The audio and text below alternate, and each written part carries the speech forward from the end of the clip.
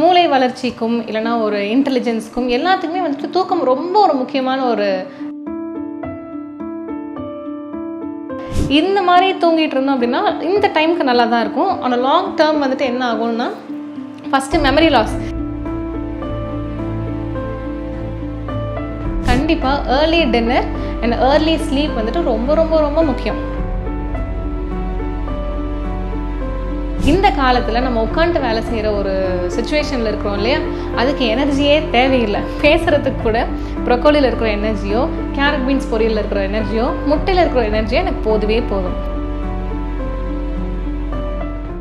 சூரியன் டிஜிட்டல் நேயர்கள் அனைவருக்கும் வணக்கம். ரொம்ப நாள் கழித்து ஒரு இன்டர்வியூவில் உங்களை எல்லாத்துக்கும் திருப்பி சந்திக்கிறதுல எனக்கு ரொம்ப சந்தோஷம்.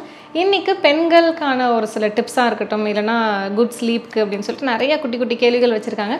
அது எல்லாத்துக்கும் ஒரு பதில் பார்ப்போம். Tips to have a good sleep.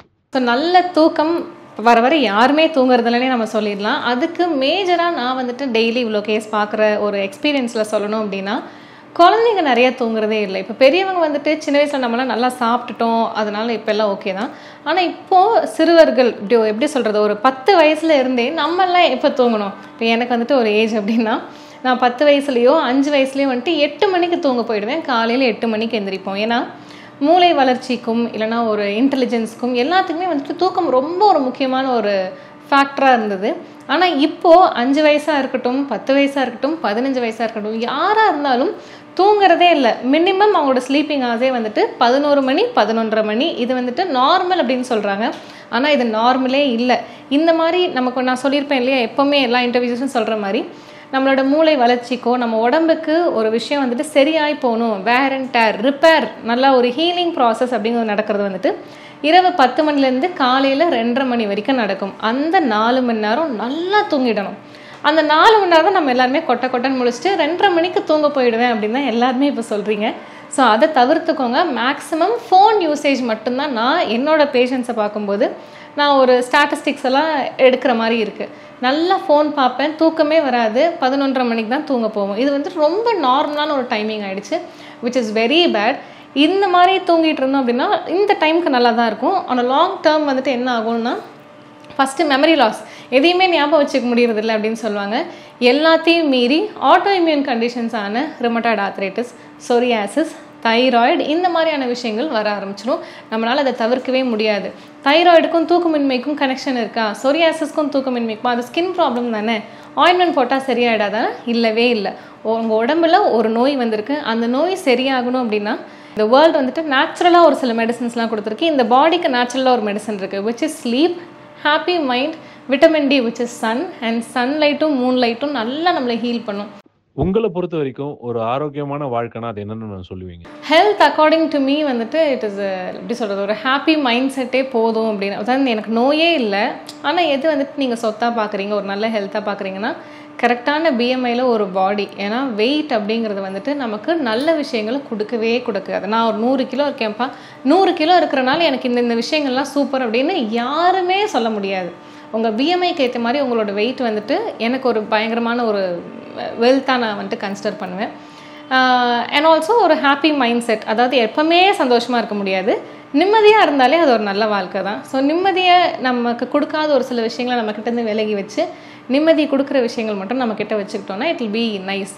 அதே மாரி டிசீஸ், ஒரு ப்ராவர்ப் இருக்குது, ஒரு பழமொழி இருக்குதுன்னு சொல்கிறேன், you have 1000 problems until you have 1 health problem அப்படின்னு சொல்லிட்டு. ஏன்னா ஹெல்த் ப்ராப்ளம் டெய்லி பேஷண்ட்ஸ் வரும்போது தான் நல்லவேளை நமக்கு இது இல்லை இது வந்துடக்கூடாது அப்படின்னு சொல்லிட்டு ப்ரிவென்ட் பண்ணிக்கிட்டே இருப்போம், ப்ரிகாஷனாக இருந்துகிட்டே இருப்போம். இப்போ எங்களுக்குள்ள எந்த பிரச்சனையுமே இல்லை, but still we wake up at 5:30, 6 o'clock dinner முடிப்போம். ஏன் அப்படின்னா ப்ரிவென்ஷன், வேறு எதுவும் இல்லை. ஃப்யூச்சரில் நமக்கு இந்த பிரச்சனை வந்துடக்கூடாதுன்னு நம்ம இது பண்ணுறது தான். ஸோ எனக்கு தெரிஞ்சு டிசிப்ளின் அப்படிங்கிறது ஒரு பெரிய வெல்த்தாக பார்க்குறேன். சீக்கிரமாக எழுந்திரிக்கிறது, சீக்கிரமாக தூங்குறது, நம்ம கண்டமேனிக்கு சாப்பிட்டாலும் ஒரு வீக்லி ஒன்ஸ் அப்படி சாப்பிட்டு அடுத்த நாளே டீடாக்ஸ் பண்ணுறது, அதுக்கான எல்லா டிப்ஸும் நான் உங்களுக்கு சொல்லிடுவேன். ஸோ இதெல்லாம் வந்துட்டு ஒரு டிசிப்ளினும் ஒரு ஒரு ரொட்டீன் எனக்கு இருக்கிறது ஒரு பெரிய வெல்த்தாக நான் பார்க்குறேன். வெயிட் லாஸ் பார்த்தீங்கன்னா ரொம்ப பெரிய இஷ்யூவாகவே இருக்கு மேம் இன்றைக்கி இருக்க ஜென்ரேஷனில். ஒரு ப்ராப்பரான பிஎம்ஐக்கு ஒரு டிப்ஸ் மட்டும் கொடுங்களேன். ஸோ ஃபர்ஸ்ட் வந்துட்டு ஏதாவது ஒரு ஃபிசிக்கல் ஒர்க் அவுட் இருந்தே ஆகணும். இரண்டாவது, உங்களோட வெயிட் பிஎம்ஐ வந்துட்டு மெயின்டைன் பண்ணுறதுக்கு ஒருவேளை ஜாஸ்தியாக இருந்துச்சுன்னா நீங்கள் அதை கம்மி பண்ணுங்கள். இருக்கிறத மெயின்டைன் பண்ணணும் அப்படின்னா கண்டிப்பாக early dinner and early sleep வந்துட்டு ரொம்ப ரொம்ப ரொம்ப முக்கியம். நம்ம வந்துட்டு யாரும் ஒவ்வொரு நாள் ஒவ்வொரு கிலோ வெயிட் போட மாட்டோம். மாதத்துக்கு 1 கிலோ போடுவோம், 6 மாதத்துக்கு 3 கிலோ போடுவோம், இந்த மாதிரி தான் வருஷத்துக்கு 6 கிலோ போடுவோம். நமக்கே தெரியாது, ஒரு கிலோ தானே அப்படிங்கிற மாதிரி நம்ம விட்டுருவோம். So early dinner and early sleep வந்துட்டு சீக்கிரமாக சாப்பிட்டு முடிக்கிறது, சீக்கிரமாக நைட்டு தூங்குறது ஒரு 9:45னா நமக்கு வந்துட்டு கரெக்டாக வெயிட் கண்டிப்பாக மெயின்டைன் ஆகும். மூணாவது ஒரு ரொம்ப இம்பார்ட்டண்ட்டான ஒரு பாயிண்ட் என்ன அப்படின்னா, உங்கள் தட்டில் வந்துட்டு மேக்ஸிமம் மாவுச்சத்தை நல்லா கம்மி பண்ணிக்கோங்க. அதுக்குன்னு மாவுச்சத்தை மட்டும் இப்போ 3 இட்லினா அதில் 1 இட்லி நான் சாப்பிட்டுக்கிறேன்னு சொல்லிட்டு விட்டுறக்கூடாது. மிச்சம் 2 இட்லிக்கு தேவையான கேலரிஸை வேறு உணவுகள்லேருந்து எடுத்துக்கணும். ஃபார் எக்ஸாம்பிள், நான் ஒரு நீட்டாக ஒரு பிளேட் சொல்கிறேன் அப்படின்னா, ஒரு தட்டில் ஒரு பாதி பிளேட்டுக்கு ப்ரொக்கோலி வைக்கிறோன்னு வச்சுக்கோங்க, இன்னொரு கால்வாசி பிளேட்டுக்கு சக்கரவள்ளி கிழங்கு வைக்கிறோம், இன்னொரு கால்வாசி பிளேட்டுக்கு ஒரு வெள்ளரிக்காய் வந்துட்டு ஒரு 8 பீஸ் வைக்கிறோம். இதை வந்துட்டு நீங்கள் காலை உணவாக எடுத்துக்கலாம். புரியுதுங்களா? ஸோ நம்ம காலை உணவாக என்ன சாப்பிடுவோம்? நார்மலாக 2 இட்லி 3 இட்லி இல்லை 2 தோசை ஒரு சட்னி வச்சு சாப்பிடுவோம். அதுக்கு பதிலாக இது ஒரு பிளேட்டாக எடுத்துக்கலாம். இல்லை 4 முட்டை ஒரு ஃபுல் வெள்ளரிக்காய் ஒரு பிளேட்டாக எடுத்துக்கலாம். ட்ரை ஃப்ரூட் ஸ்மூதி ஒரு பிளேட்டாக எடுத்துக்கலாம். நான் சொல்கிற அத்தனை உணவும் உங்கள் உடம்புக்குள்ளே போய் ஒரு நல்ல விஷயத்தை பண்ணும். இட்லி ஒன்றுமே பண்ணாது, வெறும் எனர்ஜி மட்டும்தான் கொடுக்கும். இந்த காலத்தில் நம்ம உட்காந்துட்டு வேலை செய்கிற ஒரு சுச்சுவேஷனில் இருக்கிறோம் இல்லையா, அதுக்கு எனர்ஜியே தேவையில்லை. பேசுகிறதுக்கு கூட ப்ரொக்கோலியில் இருக்கிற எனர்ஜியோ, கேரட் பீன்ஸ் பொரியலில் இருக்கிற எனர்ஜியோ, முட்டையில் இருக்கிற எனர்ஜியோ எனக்கு போதுவே போதும். வீட்டு வைத்தியம்னு சொல்லிட்டு அவங்களுக்கே அவங்க டேக் கேர் பண்ணாமல் பண்ணுற நிறைய ஆக்சுவலாக ஹோம் ரெமடிஸ் நான் நிறைய கொடுக்கும்போது கீழே வந்துட்டு மேக்ஸிமம் ஆஃப் த கமெண்ட்ஸ் வந்துட்டு இதை ட்ரை பண்ண சூப்பர் சூப்பர் சூப்பர். அதில் வந்துட்டு ரொம்ப இப்போ பயங்கரமாக போயிட்டுருக்கிறது வந்துட்டு 5K ஹேர் கேர்னு சொல்லிட்டு ஒரு ஹேர் ஃபாலுக்கு ஒரு ரெமெடி சொல்லியிருந்தேன். அண்ட் ஆறுமுகம் ஃபேஸ் பேக் சொல்லியிருக்கேன். அண்ட் சூப்பர் 5ன்னு சொல்லிட்டு ஒரு இருமல் தும்மல் சளிக்காக ஒரு விஷயம்லாம் சொன்னேன். இதெல்லாம் நான் இதை ட்ரை பண்ணேன், வீசிங்கே நின்றுச்சு, நான் வந்துட்டு நெப்பு வைக்கிறதே நிறுத்திட்டேன், பஃப் எடுக்கிறதே நிறுத்திட்டேன்னு சொல்லி நிறைய பேர் வராங்க. ஸோ ஹோம் ரெமெடிஸ் எனக்கு தெரிஞ்சு நான் உங்களுக்கு கொடுக்குறேன் அப்படின்னா எல்லாருக்கும் பொதுவானதாக மட்டும்தான் கொடுப்பேன். இவங்க சாப்பிடக்கூடாது அவங்க சாப்பிடக்கூடாதுன்னா அதையும் அந்த ரீல்லையே முடிஞ்ச அளவுக்கு நான் கன்வே பண்ணிடுவேன். இதுலேருந்து நிறைய பேர் பெனிஃபிட் தான் இருக்காங்கன்னு எனக்கு தெரியுது. ஸோ ஹோம் ரெமெடிஸில் எப்படி சொல்கிறது, உங்களுக்கு ஒரு க்ரானிக் இஷ்யூ இருக்குது, ஒரு க்ரானிக் கிட்னி டிசீஸ் இருக்குது, லிவர் டிசீஸ் இருக்குது, கல்லீரலில் பாதிப்பு இருக்குது, பித்தப்பையில் கல் இருக்குது, அப்படி இல்லைனா உங்களுக்கு கிட்னியில் வந்துட்டு கல் இருக்குது, இந்த மாதிரி ஏதாவது க்ரானிக் ப்ராப்ளம்ஸ் இருந்ததுன்னா ஹோம் ரெமெடிஸ் ஸ்டாப் பண்ணி ஒரு கன்சல்டேஷன் முடிச்சுட்டு நீங்கள் எடுத்துக்கலாம். மற்றபடி இப்போ ஃபேஸுக்கு ஒரு மஞ்சளோ இல்லைனா ஒரு ஆலோவேராலாம் காமனாக எல்லோரும் போடலாம். ஒரு சிலவங்களுக்கு அது அலர்ஜி ரியாக்ஷனை கொடுக்கும். அப்போ அலர்ஜி ரியாக்ஷன் கொடுத்தீங்கன்னா பேட்ச் டெஸ்ட் மாதிரி உங்கள் காதுக்கு பின்னாடி கழுத்துலலாம் பண்ணிவிட்டு நீங்கள் அதை ஸ்டார்ட் பண்ணலாம். மற்றபடி ஹோம் ரெமெடிஸ் நான் உங்களுக்கு கொடுக்குறேனோ இல்லை ஏதாவது சித்தா டாக்டர்ஸ் கொடுக்குறாங்களோ ஒரு 2 நாள் ட்ரை பண்ணுறதுனால ஒன்றுமே ஆகிடாது. ஏன்னா நாங்கள் எல்லாமே பிளான்ட் பேஸ்ட் விஷயங்களை தான் ஹோம் ரெமெடியாக கொடுப்போம். ரொம்ப அப்படியே பற்பம் செந்தூரம் இதெல்லாம் நாங்கள் கொடுக்கவே மாட்டோம். ஸோ தாராளமாக ட்ரை பண்ணலாம், இதில் எந்த ஒரு தப்புமே இல்லைன்னு நான் சொல்லுவேன். ஆனால் ஹோம் ரெமெடி ட்ரை பண்ணும்போது கொஞ்சமாவது கன்சிஸ்டண்ட்டாக இருக்கணும். 10 நாள் ட்ரை பண்ணால் எனக்கு எதுவுமே ஆகலை அப்போல்லாம் விடவே கூடாது. ஹோம் ரெமெடிங்கிறது ஸ்லோ ட்ரீட்மெண்ட், அது எமர்ஜென்சி ட்ரீட்மெண்ட் இல்லை, பொறுமையாக பண்ண ரெடி ஆகும். குறைஞ்சது ஒரு 90 நாள் அந்த ஒரு டிப்ஸுக்கு நீங்கள் இது கொடுத்தீங்க, டைம் கொடுத்தீங்கன்னா அது கண்டிப்பாக ஒர்க் ஆகிறத நீங்களே பார்ப்பீங்க. உடம்புல இருக்க ஏகப்பட்ட இஷ்யூஸ்க்கு கான்ஸ்டிபேஷன் ஒரு மெயினான இஷ்யூவா மேம்? மலச்சிக்கல் ஒரு மனுஷனுக்கு பலச்சிக்கல் அப்படிங்கிறது எல்லாருக்கும் தெரிஞ்ச ஒரு விஷயம். அடிக்கடி நான் படிக்கும்போது என்னோட டீச்சர்ஸ்லாம் சொல்லுவாங்க, மலச்சிக்கலும் சரியாமையும் மூல நோய்கள் அப்படின்னா constipation and indigestion is the mother of all disease அப்படின்னு சொல்லுவாங்க. இது ரெண்டும் இருந்ததுன்னா எல்லா பிரச்சனையும் நமக்கு வந்துடும். எப்படி நான் ஈஸியாக சொல்லணும் அப்படின்னா, உணவு குழாய் அப்படிங்கிறது நம்மளோட லிப்ஸில் ஆரம்பித்து ஆசன வாயில் போய் முடியுது, விச் இஸ் நம்ம மோஷன் போகிறோம் இல்லையா அந்த இடத்துல போய் முடியுது. இது வந்துட்டு ஒரு பெரிய டியூப் மாதிரி, நடுவில் உங்களுக்கு ஸ்டமக் இருக்கும், அதுக்கப்புறம் நம்மளோட இன்டெஸ்டைன்ஸ் இருக்கும், எல்லாமே இருக்கும். நம்ம சாப்பிட்ற சாப்பாடு இங்கேருந்து டைரெக்டாக கீழே ட்ராவல் பண்ணி அரைச்சி நமக்கு லிவரில் வந்துட்டு எல்லா எனர்ஜியும் எடுத்துக்கும். அப்புறம் சிறுகுடல் பெருகுடல் எல்லாம் வந்து வெளியே வந்துட்டு ஈஸியாக வந்துருச்சு அப்படின்னா எந்த பிரச்சனையும் இல்லை. ஒரு நாளைக்கு இருமலம், காலை உண்டது மாலை, மாலை உண்டது நாளை அப்படிங்கிறது ஒரு நார்மலான ஒரு ப்ராசஸ். காலையில் நான் போகிறதுக்கே கஷ்டப்படுவேன், காஃபி குடித்தாதான் சுடுதண்ணி சாப்பிட்டாதான் அப்படிங்கிற மாதிரியோ, இல்லை காலையிலலாம் போக மாட்டேன், ஈவினிங் ஸ்கூலுக்கு போயிட்டு வந்து தான் போவேன், வேலைக்கு போயிட்டு வந்து தான் போவேன், வெளி உணவுகள் சாப்பிட்டா எனக்கு நல்லா கட்டிக்கும், இந்த மாதிரி இருந்ததுன்னா கண்டிப்பாக உள்ள கிருமிகள் இருக்குது, உள்ள கழிவுகள் இருக்குது, நீங்கள் நேற்று சாப்பிட்டது உள்ளேயே கிடக்கு அப்படின்னு அர்த்தம். ஸோ ஸ்மால் இன்டெஸ்டைன் லார்ஜ் இன்டெஸ்டைன்னு போகும்போது நமக்கு ஒரு நாளைக்கு இந்த மாதிரி 2 டைம் போயிடுச்சுன்னா ஈஸி. அப்படி இல்லை 3 நாளைக்கு ஒரு தடவை 2 நாளைக்கு ஒரு தடவைனா ஜஸ்ட் இமேஜின் நல்ல உணவுகள் உள்ளே இருக்கும்போது 2.5 நம்ம வந்துட்டு சாலிடாக சாப்பிட்றோம், விச் இஸ் ரைஸோ பொரியல், இதெல்லாம் சாலிட்ஸ்னு சொல்லுவாங்க. இதை வந்துட்டு நம்ம சாப்பிடும்போது நம்ம குடலுக்குள்ளே 2.5 மணி நேரம் உள்ளே இருக்கலாம். அப்படி இருக்கும்போது என்ன ஆகும்னா அதில் இருக்கிற நல்ல விஷயங்கள் எல்லாத்தையுமே நம்ம பிளட்டில் அப்படியே ட்ரான்ஸ்ஃபர் ஆகி அந்த பிளட் வந்துட்டு நம்மளோட எல்லா ஆர்கன்ஸ்க்கும் கொண்டு போய் நல்ல விஷயங்கள் நடக்கும். 2.5 மணி நேரத்துக்கு பதிலாக 24 மணி நேரம் 48 மணி நேரம் அப்படியே உள்ளே இருந்ததுன்னா அது அழுகி போய் அதில் ஒரு நல்ல விஷயமும் இருக்காது. ஸ்மெல் அடிக்க ஆரம்பிச்சிடும், உடல் ஃபுல்லாக உள்ள கிருமிகள் வர ஆரம்பிச்சிடும். வேர்ம்ஸ்ன்னு சொல்லுவாங்கள்ல, நம்ம வந்துட்டு மோஷன் போகும்போது என்னோட சின்ன பொண்ணு வந்துட்டு ரொம்ப இச் ஆகுது அப்படின்னு சொல்லிட்டு அப்படிலாம் சொல்லுவாங்க, பூச்சி வருதுன்னு சொல்லுவாங்க, மோஷனில் புழு வரும். இதெல்லாம் என்ன பண்ணும் அப்படின்னா திருப்பி பிளட்டில் ட்ரான்ஸ்ஃபர் ஆகி நீங்களே ஒரு மாதிரி எப்படி சொல்கிறது, ஒரு மாதிரி சோர்வா, நான் நல்லா தான் சாப்பிட்றேன் ஆனால் எனக்கு எதுவுமே ஃபேஸில் ரிஃப்ளெக்டே ஆக மாட்டேங்குதுன்னு சொல்லுவாங்க. ஸோ கான்ஸ்டிபேஷன் 3 நாளைக்கு ஒரு 2 நாளைக்கு ஒரு போகிறவங்களுக்கு எந்த சத்துமே உடம்புல ஒட்டாது. அண்ட் இந்த கழிவுகள் பிளட்டில் ட்ரான்ஸ்ஃபர் ஆகும்போது கண்டிப்பாக எல்லா பிரச்சனையும் வரும். அதில் ஆட்டோஇம்யூன் கண்டிஷன்ஸ் கூட வர்றதுக்கு நிறைய வாய்ப்புகள் இருக்குது. கண்டிப்பாக நீங்கள் சாப்பிட்ற சாப்பாடு, நீங்கள் என்ன நம்ம உடம்புக்குள்ளே போட்டாலும் இந்த ஒரு கான்செப்ட் தான். காலையில் சாப்பிட்டது மதியம் சாப்பிட்டது நைட்டு வெளியே வந்துடணும், நைட்டு சாப்பிட்றது காலையில் வெளியே வந்துடணும். இதுதான் ப்ராசஸ். இது ப்ராசஸ் கரெக்டாக இல்லைன்னா நிறைய தண்ணி குடிங்க, நல்லா வேர்க்கிற மாதிரி ஒர்க் அவுட் பண்ணுங்கள், சீக்கிரமாக சாப்பிடுங்க, சாப்பிட்டுட்டும் தூங்குறதுக்கு ஒரு 2 மணி நேரம் கேப் விடுங்க, மென்று சாப்பிடுங்க. உங்களோட உணவுகளை வந்துட்டு நிறைய ஃபைபர் ரிச்சாக சேர்த்துக்கோங்க. சக்கரவள்ளி கிழங்கு சாப்பிடுங்க, கொய்யாக்காய் சாப்பிடுங்க, பப்பாயா சாப்பிடுங்க, பலாப்பழம் இருந்தால் சாப்பிடுங்க, கரும்பு சாப்பிடுங்க. இது எல்லாமே உங்களுக்கு மலச்சிக்கலை ரெடி பண்ணி கொடுக்கும். ஒரு ஈஸியஸ்ட் ரெமெடி ஃபார் கோல்டு அதுக்கப்புறம் காஃப்னா என்ன மேம் சொல்லுவீங்க? ஓகே, கோல்டு அண்ட் காஃப் வந்து இப்போ நிறைய பேஷண்ட்ஸ் எனக்கு ஒரே வந்தாலே மேம் கோல்டு காஃப், அதுவும் டயட் சொல்லிட்டேன் அப்படின்னா எப்படியாவது ஒரு ஃபீவர் வந்துடும் அந்த மாதத்தில் மட்டும், என்னன்னே தெரியாது அது ஃபீவர்னால வருதானு. பட் ஸ்டில் கோல்டு காஃப் இருக்குது. ரொம்ப காஃப் பண்ணுறீங்க அப்படின்னா அதுக்கு 2 ரெமெடி சொல்கிறேன். இன்ஸ்டண்ட்டாக அந்த காஃப் ரெடி ஆகணும் அப்படின்னா தேன் குடிக்கலாம். நல்லா வார்ம் வாட்டர், ஹாட் வாட்டர் வந்து கொஞ்சம் கம்மியான ஹாட் வாட்டராக குடிக்கக்கூடாது, கொஞ்சம் வெதுவெதுப்பான தண்ணியில் ஒரு ஃபுல் ஸ்பூன் சுத்தமான தேன் ஊற்றி கலந்துட்டு சிப்பாக குடிச்சிங்கன்னா காஃப் அப்படியே நார்மல் ஆகிடும்.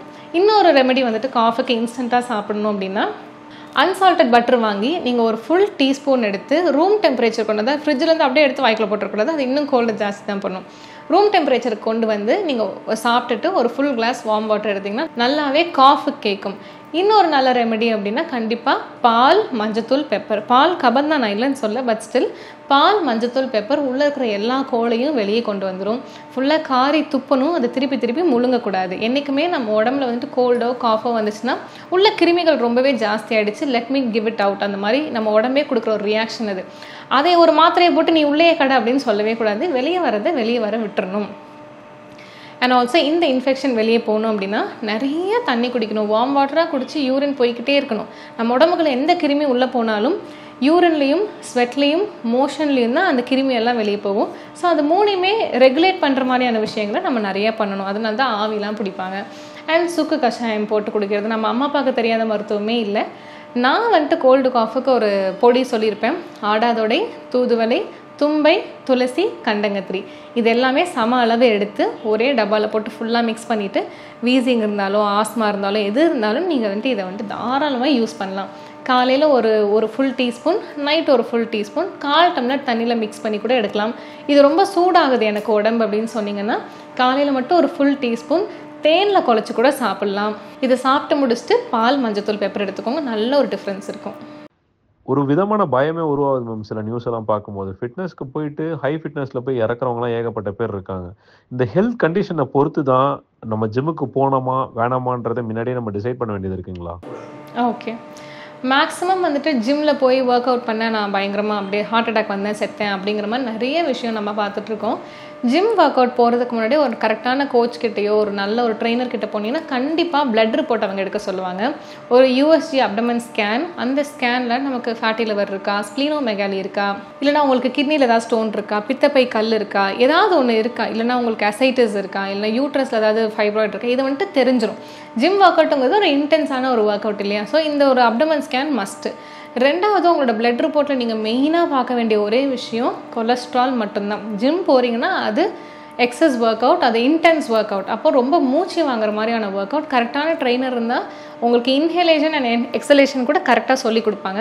அப்படி இல்லாமல் நீங்களே போய் ஒர்க் அவுட் பண்ணுறீங்கன்னா கண்டிப்பாக கொலஸ்ட்ரால் இருக்கான்னு பார்த்துக்கோங்க. ஏன்னா cholesterol plays a very vital role in your heart attacks, strokes இந்த மாதிரியான விஷயங்களும் பெரிய ரோல் வந்துட்டு ப்ளே பண்ணும்.